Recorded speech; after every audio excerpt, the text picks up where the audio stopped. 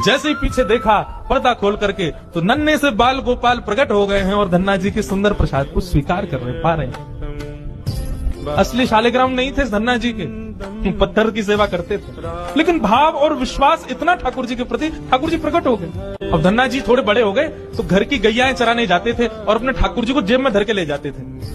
और गैया जब चरती थी तो पेड़ के नीचे बैठ के ठाकुर जी को निकाल लेते और कहते ठाकुर जी अब कोई ना आए, प्रकट है जाओ। तो ठाकुर जी प्रकट हो जाते, धन्ना जी के साथ खूब लीला करते। एक दिन ठाकुर जी ने धन्ना जी से कहा, आज गाय चराने नहीं जाओगे? बोले आज हमारी बुआ जी आई हैं, घर में बहुत सारे मेहमान आए, आज हम नहीं जाएंगे। तो ठाकुर जी बोले एक काम कर, गैया को गांव से बाहर ले जा और मोकू भी बाहर पधराया, तेरी जगह आज गैया मैं चराया आऊंगा। तो यही होने लगा। अब थोड़ी दूर तक धन्ना जी जाते, उसके बाद ठाकुर जी को बाहर निकालते और ठाकुर जी प्रकट हो जाते, गैया चराने ठाकुर जी जाते। आज 11-12 साल हो गए, वो संत आए जिनके शालिग्राम जी की सेवा थी। संत जैसे आए, धन्ना जी ने प्रणाम किया, जय हो मेरे गुरुदेव, गुरु जी के चरणों में प्रणाम। गुरु जी आपने ऐसे ठाकुर जी प्रदान किया, मेरा तो जीवन उत्सव हो गया। अच्छा कहाँ है तुम्हारे ठाकुर जी, सेवा पूजा कैसी चल रही, अभी तक कर ही रहे हो? उनको लगी पत्थर है, बचपन में की होगी, अब तो बड़ा हो गया। कहाँ है तुम्हारे ठाकुर जी? बोले ठाकुर जी अभी नहीं है, ठाकुर जी तो गैया चराने गए। संत बोले मतलब? बोले हाँ, मैं कभी व्यस्त होता हूँ तो मैं ठाकुर जी को गैयाओं के संग भेज देता हूँ, ठाकुर जी गैया चराने जाते हैं। संत बोले पहले तो छोटा था, अब तो इतना बड़ा हो गया, अभी भी बचकानी बातें करता है। अरे लाला ऐसे मत बोला करो। तो नहीं सच में ठाकुर जी गैया चराने गए। आपको विश्वास नहीं? शाम को चलो मेरे संग।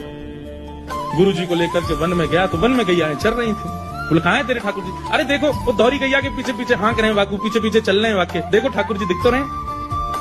गुरु जी बोले हमको नहीं दिख रहे। धन्ना जी दौड़ के ठाकुर जी के पास गए, बोले मेरे गुरु जी आए, उनको दिख जाओ।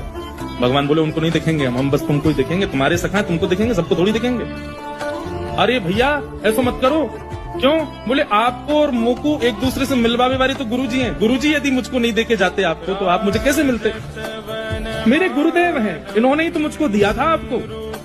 ठाकुर जी रीझ गए, पुनः पुनः धन की भक्ति, ऐसा भाव। इतने में ही नील माधव नीलमणि ठाकुर जी प्रकट हो गए और जैसे ही प्रकट हुए दूर खड़े गुरुदेव के एक एक रोम बिलखने लगा, रोने लगे और धन्ना के चरणों में प्रणाम किया। बोले हम सच्चे शालिग्राम से प्रकट नहीं कर पाए, तूने सामान्य पत्थर से प्रकट कर दिया ठाकुर जी। हम अष्टयाम सेवा से प्रकट नहीं कर पाए और तूने सामान्य पत्थर घिस घिस के तिलक लगा के प्रकट कर दिया ठाकुर जी को।